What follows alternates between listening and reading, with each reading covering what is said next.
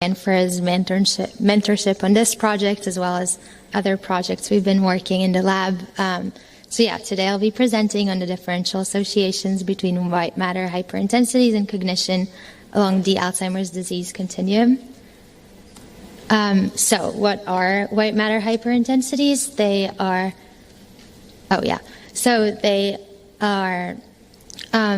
small lesions in the white matter of the brain that are hyperintense on a FLAIR MRI image. This is how they are seen. Picture A is an example of a mild white matter hyperintensities case, whereas B and C are severe examples of that. White matter hyperintensities are believed to reflect cerebral small vessel disease and are linked with vascular conditions. They are observed in many older adults and increase with age. And the reason why we in our group and in this project are interested in them is their relationship with Alzheimer's disease, since they reflect vascular damage to the brain. They can offer many insights into vascular contributions to Alzheimer's mechanism and neurodegeneration as a result. The relationship between white matter hyperintensities and cognition, cognitive decline in particular, have been consistently observed in the literature. However, it's not clear if that association is consistent across the continuum. That is, whether that relationship is similar in those with normal cognition versus those with Alzheimer's and those with mild cognitive impairment, which lie in the middle of that spectrum. So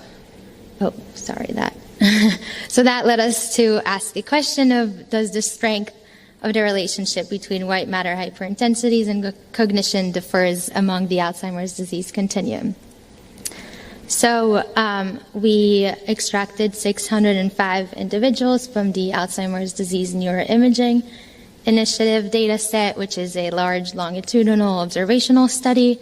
About 50% of our sample were female and male, with ages ranging 55 to 91 years. The variables we used were the total white matter hyperintensities volume, which was measured in centimeter cubed. And since it was rightly skewed, we log transformed it. We used two variables for cognition. One is executive function and one is memory, which were both tests composite scores.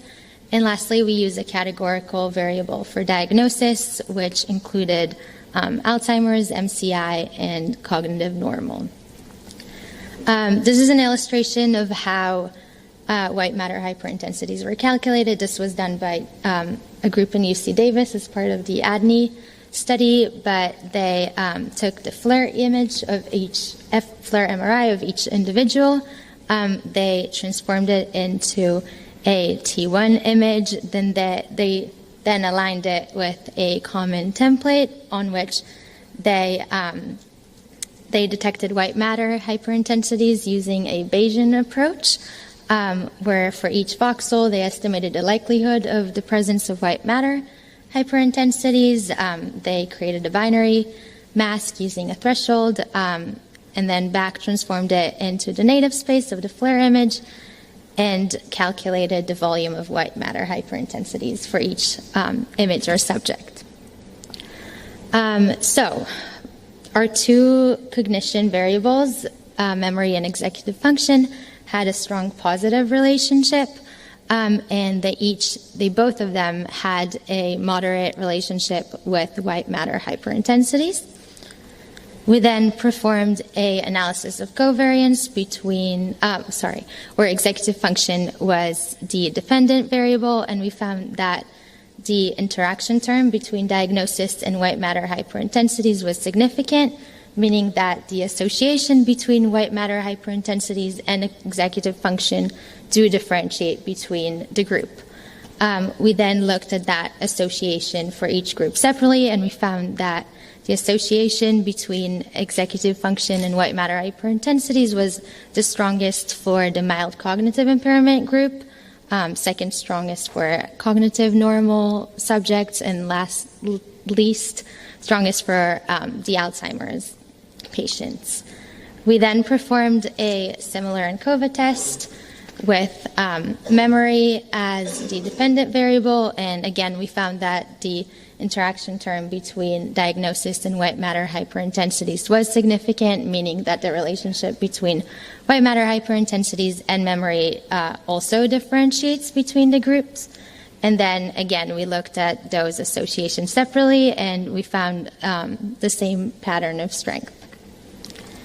So the negative association that we found between white matter hyperintensities and cognition is consistent with the literature. And to answer our question of interest, whether that association differs across the continuum, and we found that yes, it does.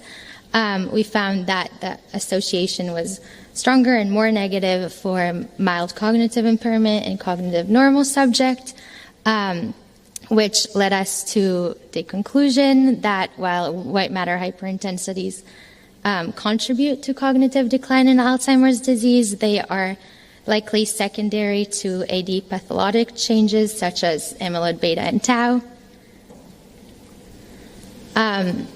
Some limitations and future directions here is that our subject sample size for Alzheimer's subjects was relatively slow of 35 patients, so future directions would definitely be increase that sample size. We also would like to consider interactions with AD pathology biomarkers such as amyloid beta and tau, which will help us understand those results better and further explain them, and also integrating longitudinal data and the topography of white matter hyperintensities can add additional insights.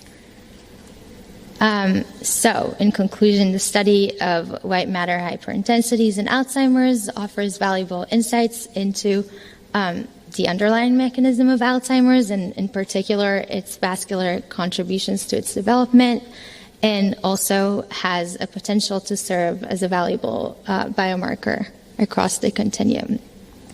Thank you.